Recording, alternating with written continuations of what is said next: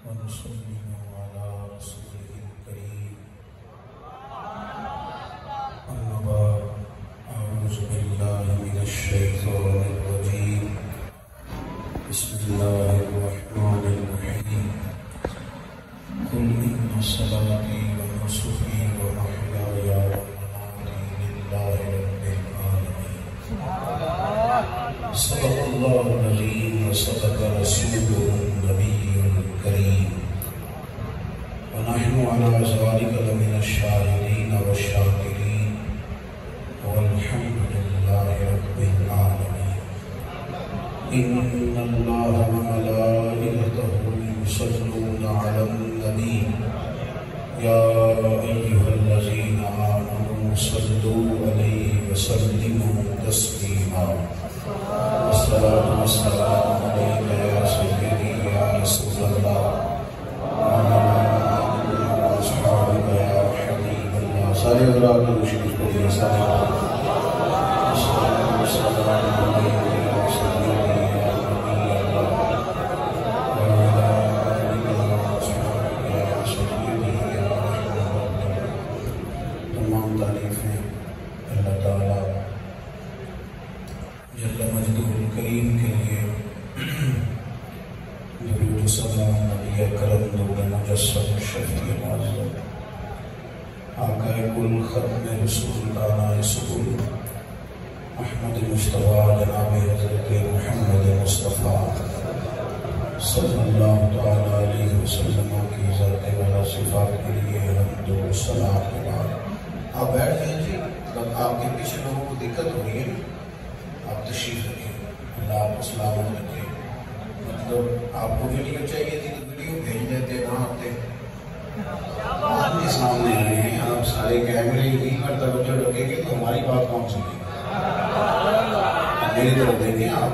اللہ آپ کو جزائے خیر دے. میں نے تو تھوڑی سی باتیں کرنی ہے تو اللہ تعالیٰ آپ کو جزائے خیر عطا فرمائے.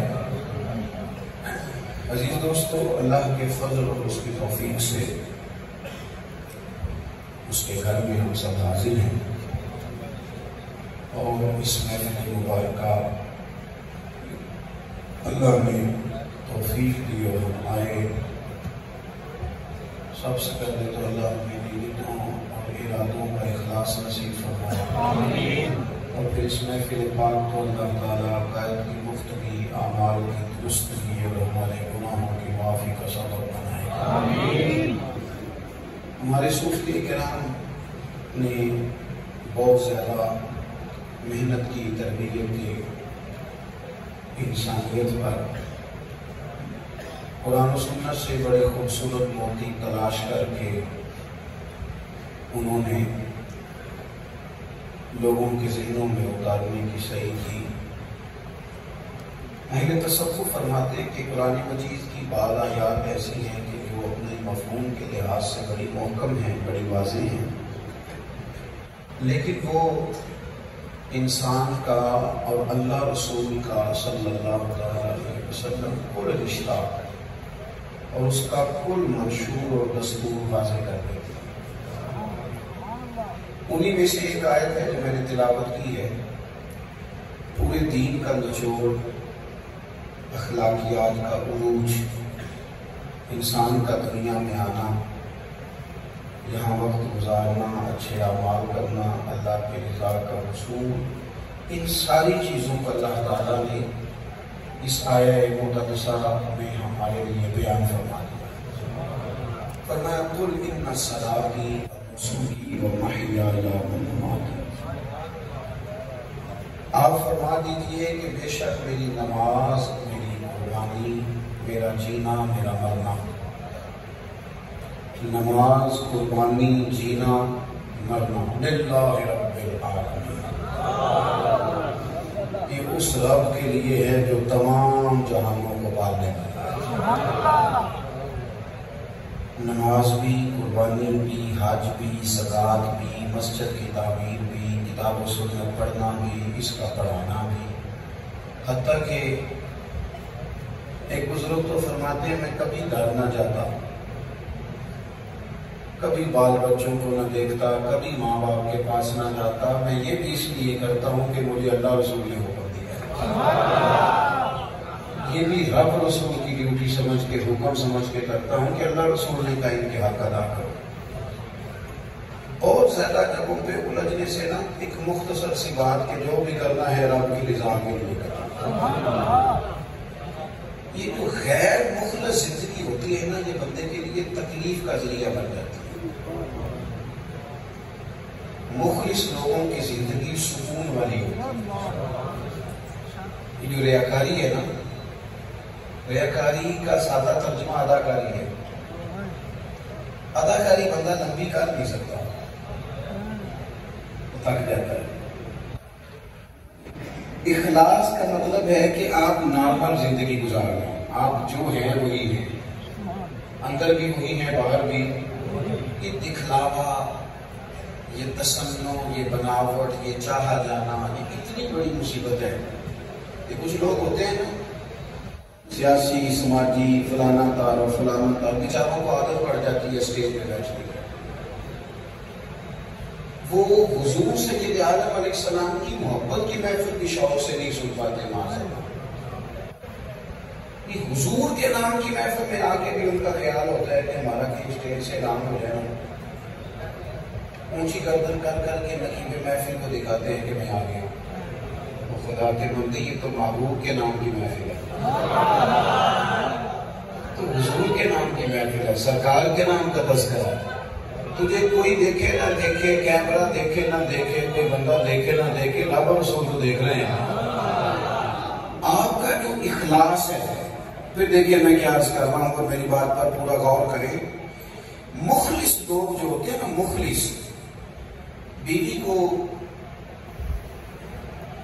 تھوڑے کپڑوں میں بھی گزارا کرنا پڑے تو کر لیتی ہے، تھوڑا خرچ بھی ملے تو وقت گزار لیتی ہے، سادہ گھر میں بھی ٹائم گزار لیتی ہے۔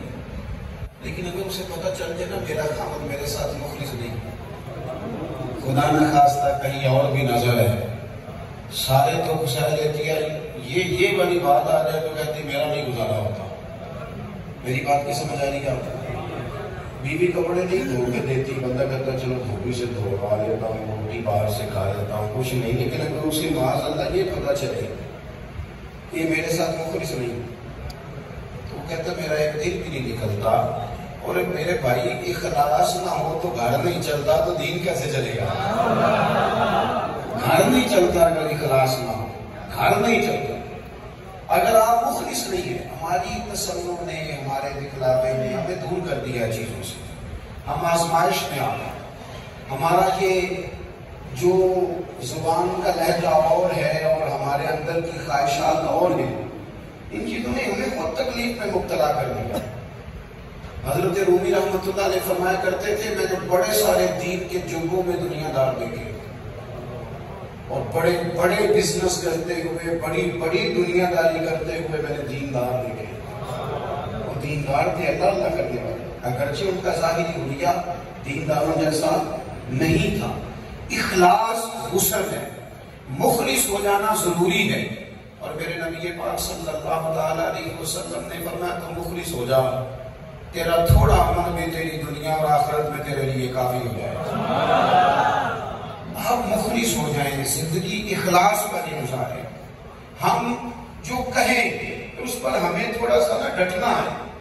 یہ جو بیماری لگ جاتی ہے نا تعریف کی، وہ حضرت سعدی فرمایا کرتے تھے لکڑی کو جس طرح گھن کھا جاتی ہے نا، بڑے لوگوں کو تعریف کر جاتی ہے۔ اتنی خوشامد پسندی، اتنی خوشامد پسندی، ہمارا دل کرتا ہے لوگ ہماری تعریف کریں، جو تعریف کرے کو اچھے بڑا لگتا ہے۔ اپنی زندگی حقیقت پسندی والی گزارے۔ اخلاص کا نور زندگی کے اندر طمانینت پیدا کرتا ہے، سکون لاتا ہے، اطمینان قلبی دیتا ہے۔ آپ تنہائی میں کوئی نیکی کریں وہ آپ کے دل کو سکون دے گا، آپ کسی کی خدمت کریں آپ کا نام نہ اس میں آئے وہ سکون دے گا۔ بابا فرید صاحب رحمۃ اللہ علیہ سے کسی نے کہا تھا دل پریشان رہتا ہے، فرمایا جب کوئی نہ ہو تو مسجد میں جھاڑو دیا کر، اللہ سکون عطا فرمائے۔ اٹھنا فریدا ستے آن کے جھاڑو دے نہ مسیت، تو ستے ہیں کہ رب جاگدا تیری ڈاڈے نال پرید۔ اخلاص کے ساتھ جب آپ عمل کرتے ہیں، اخلاص کے ساتھ، للہیت کے ساتھ جب آپ عمل کرتے ہیں، پھر آپ کو ضرورت نہیں ہوتی کہ کوئی پھر تو لوگ چھپتے پھرتے ہیں، وہ شہرت سے چھپنے والا پیچھے پیچھے رہتا ہے. میرا جی چاہتا ہے ساری غزلیں اس ظالم کے نام کرے، زندگی میں اخلاص لائیں، خلوص پیدا کریں. یار حد ہو گئی نا، بہن کے ساتھ نیکی کر کے نہیں ہمارا دل کرتا ہے ہماری تعلیم ہو. اپنے والد صاحب کو حج کرا کے گلی میں بتاتے پھرتے ہیں ابا جی نے میں کر لیا. وہ بھائی تیری ابا جی ہے تو بھی بھیجنا تھا، بتانے والی اس میں کون سی بات. میں ایک محفل میں حاضر تھا، ارشاد ثواب کی تقریب تھی، تو ایک صاحب نے کہا جی آپ یہ اعلان کر دیں اور یہ بھی اعلان کر دیں کہ میں اپنے والد صاحب کی جانب سے 50,000 روپے مسجد میں دینا دیتا ہوں. میرا اس فیملی سے ذرا پیار کا تعلق تھا. میں نے ان سے کہا کہ اعلان کر دوں کہ آپ ابا جی کے نام کا 50,000 مسجد میں دینے لگے. میں نے کہا اعلان کر دیں. تو میں نے کہا وہ جو ابا جی آپ کو دے گے سارا وہ بھی اعلان کر کے دے گے ایسے دے گے.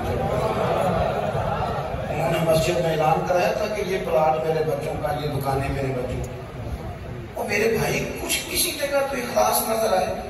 اپنی طبیعت میں جب للہیت انسان لے آتا ہے اسے سکون ہو جاتا ہے. وہ تھوڑی نیکی کر کے بھی تسلی پاتا ہے.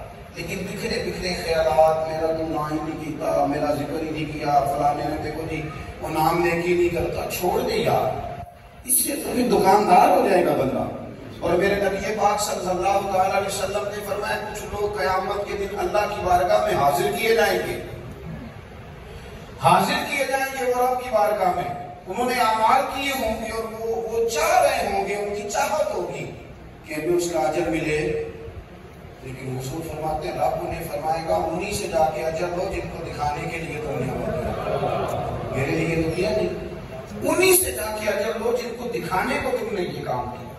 للہیت دیکھیں یہ بات میں نے کیوں شروع کی. بدر کے اندر 14 صحابہ شہید ہوئے، آپ کا نام آتے ہیں. احد میں 70-72 لوگ شہید ہوئے، نام آتے ہیں. اگر وہ نام بنانے کے چکر میں ہوتے نا تو پہلے میری تختی لگاؤ، پہلے بتاؤ ملے گا کیا، تو پھر تو کام ہو گیا تھا. ان لوگوں نے ڈیوٹی کی، اخلاص کے ساتھ ڈیوٹی کی، جانے دی. اسی میدان احد کے اندر حضرت انس بن نضر شہید ہوئے. اسی میدان احد میں جس کی آپ یاد منا رہے ہیں حضرت سعد بن ربیع شہید ہوئے، حضرت عبداللہ بن جہش شہید ہوئے، حضرت سیدنا امیر حمزہ سید الشہداء شہید ہوئے. اپنا کام کرتے یہ لوگ، انہوں نے ڈیوٹی کی، ان کی زندگی تھی کہ انہوں نے اسے اپنی ملکیت نہیں سمجھا، بابر رسول کی ملکیت سمجھا. انہوں نے اللہ رسول کے نام کر دی زندگی. ہم ساری زندگی طے ہی نہیں کر پائے کہ ہم نے کرنا کیا ہے، ہم کیا خدمت سر انجام دے سکتے ہیں. ہم نے کبھی توجہ نہیں کی کہ کوئی زندگی میں مقصد بنا لے، کوئی اپنی خدمات پیش کر سکے، کوئی ڈیوٹی کر سکے. اور میرے بھائی جب انسان کوئی کام کرنے کا تہیہ ہی نہیں کرتا، ارادہ ہی نہیں کرتا اور پھر کرتا ہے تو اس میں مخلص ہی نہیں ہوتا. یعنی مسجد میں دائرے لگوا کے تو اوپر اپنا نام لکھوا دیں، کس کو دکھا دیں، کس کو بتا دیں. ایک جگہ دعا مانگنے کا وقت آیا تو مجھے انہوں نے نا پرچی لکھ کے دی کہ 1,500 قرآن کا 5 کروڑ درود پاک. میں نے دعا مانگ دی، میں نے کہا یا اللہ جو پڑھا ہے. مجھے بعد میں کہنے لگے آپ نے بتایا ہی نہیں. میں کہ کن کو دسنا چاہتے بولے کس کو بتا دوں گا، اللہ کو تو پتا ہے کیا پڑھا ہے، اس کو بتانے کی ضرورت نہیں. تو پھر آپ یہ بتائیں کہ کس کو بتانا تھا. چلے اگر کوئی تحدیث نعمت کے لیے کوئی کام کرتا ہے تو اس پر اعتراض نہیں، وہ اس کی نیت ہے. لیکن یہ کس طرف چل نکلے، ہمارا مزاج کدھر نکل گیا.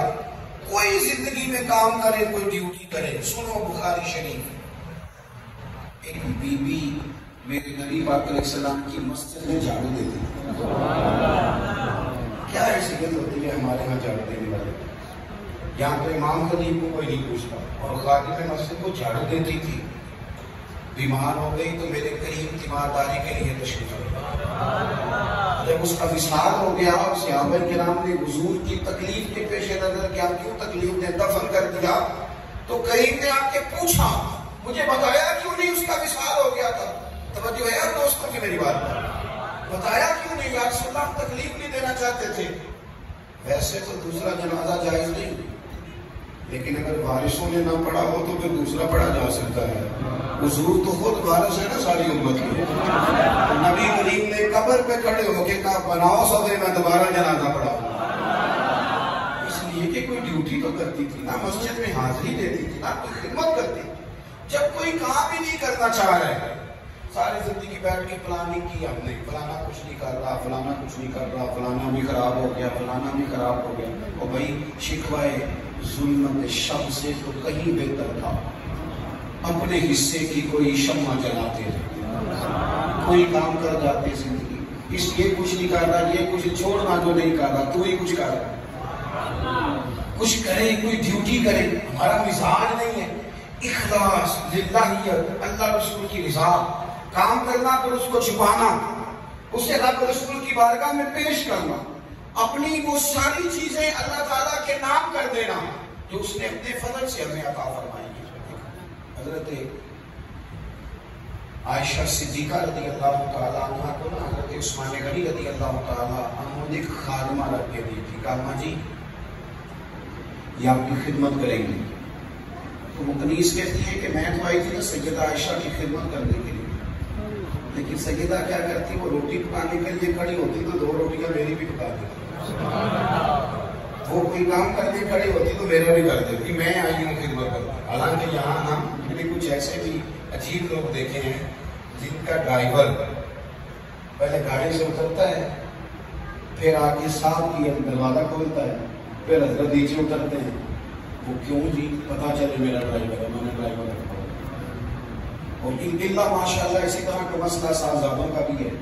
20 سال کے صاحبزادے کا ٹیشو کسی کے پاس ہے، ٹوپی کسی کے پاس ہے، جوتا کسی کے پاس ہے، پھر آپ کہتے ہیں یہ صاحبزادہ میدان میں کام کرے، یہ بیچارہ کیسے کام کرے گا؟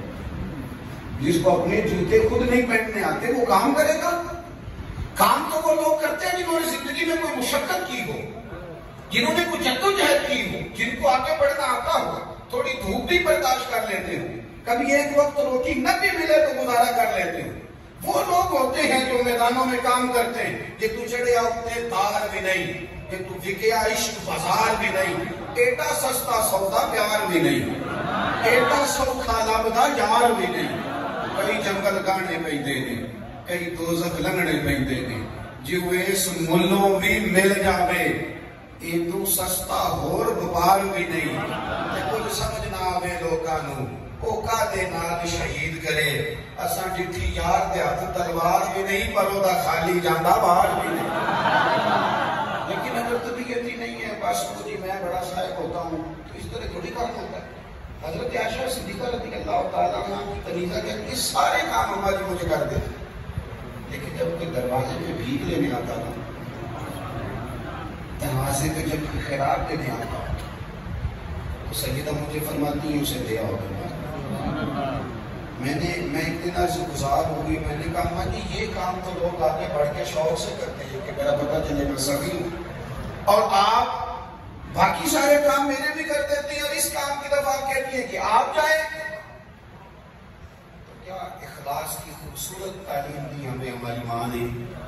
سیدہ فرمانے لگی جب کوئی کسی کو کوئی چیز دیتا ہے تو وہ شکریہ ادا کرتا ہے، جزاک اللہ کہتا ہے، دعا دیتا ہے، اور جب تم اسے دے گی نا میری طرف سے تو آپ کو تو پتہ نہیں کون دے رہا ہے، وہ دعا بھی تجھے دے جائے گی، شکریہ بھی تیرا ادا کر جائے گی۔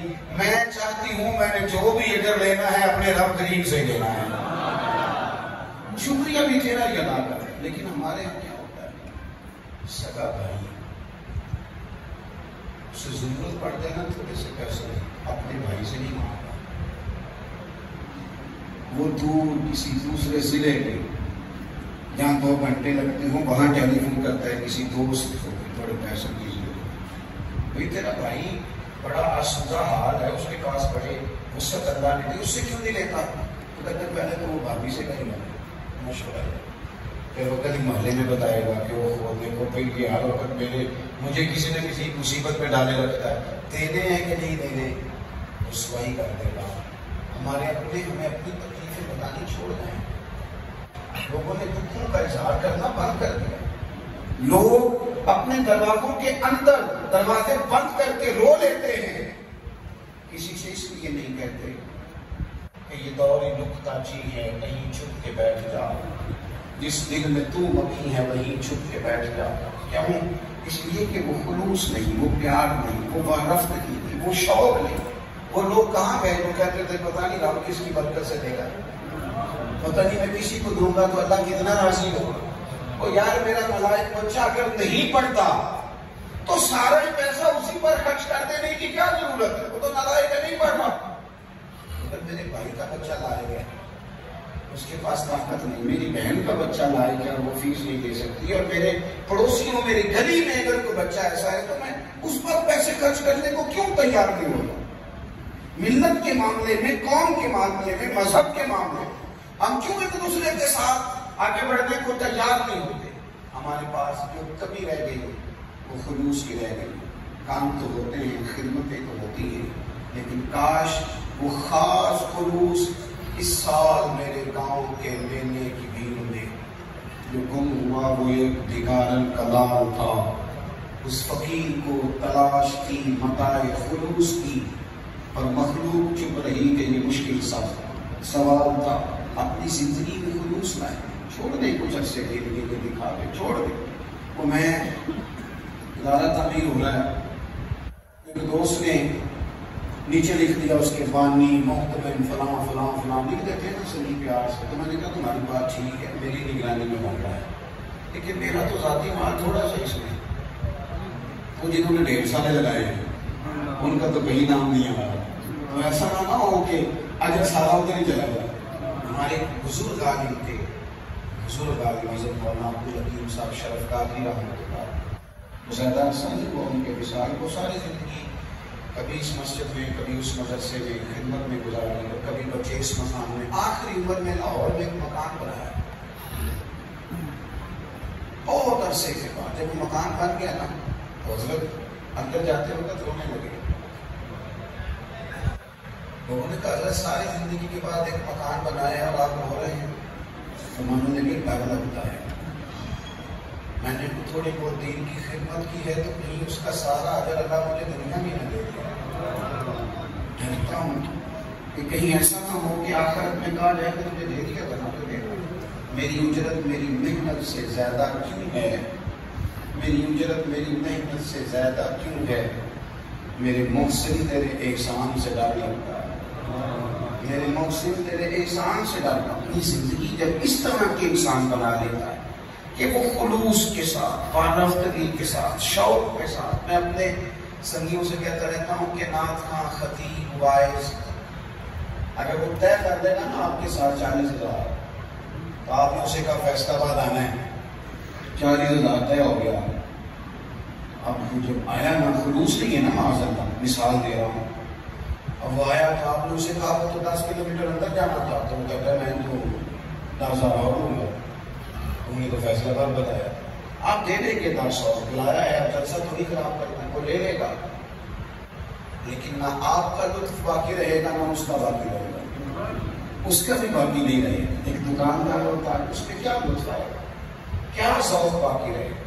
لیکن ایک بندہ گھر سے نکلا، عدم سے لائی ہے ہستی میں آرزو رسول، دیکھو کہاں کہاں لیے پھرتی ہے جستجو رسول، جو اللہ رسول کے لیے نکلا، رب رسول کے لیے۔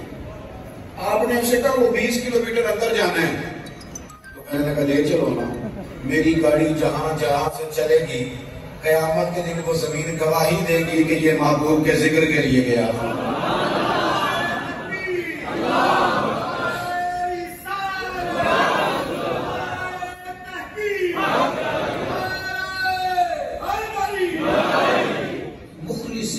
انسان گزارتا ہے مخلص، تو پھر تو اسے نیتوں پر ہی اجر نصیب ہونا شروع ہے، پھر تو ارادوں پر اسے اجر ملتا ہے۔ باتیں زیادہ نہیں کرنی، بات کو سمیٹنا ہے۔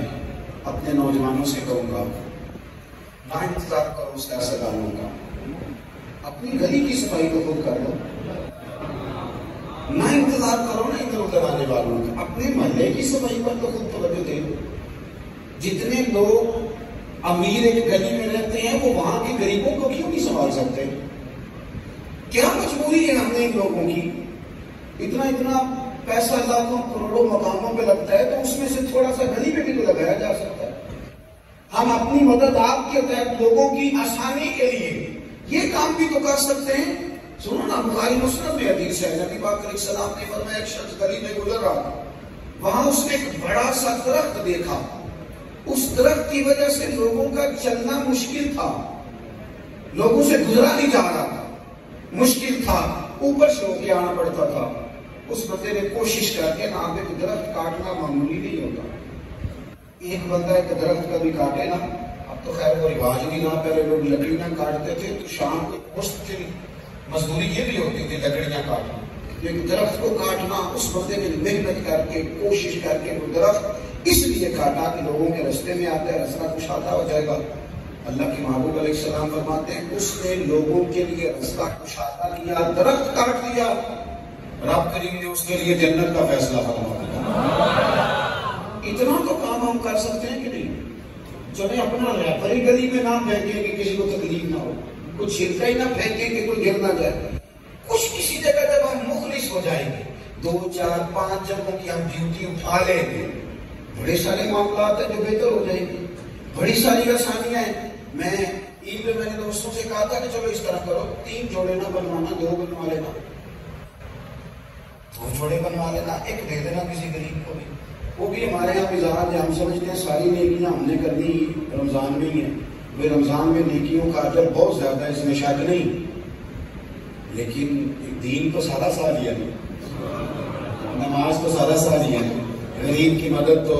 اور راشن بنڈن والے لوگوں عیدوں بعد بھی بھوک لگ دی دے، عیدوں بعد بھی بھوک لگ دی دے، اس کے بعد بھی ضرورت ہوتی ہے لوگوں کو کہ ان کی خدمت کی جائے. لیکن بعض چیزوں کو ہم بعض جگہوں پہ بند کر دیتے ہیں، درست نہیں. اپنی زندگی میں کچھ کرنے کی کوشش کریں، کچھ پروگرام بنائیں. ہر بندہ اپنی صلاحیت کے مطابق. وہ حضرت سعدی شیرازی کے پاس ایک شخص نے شکوہ کیا، فلانا پہ برا ہے، فلانا میرے دوست اچھے ہیں ہی نہیں.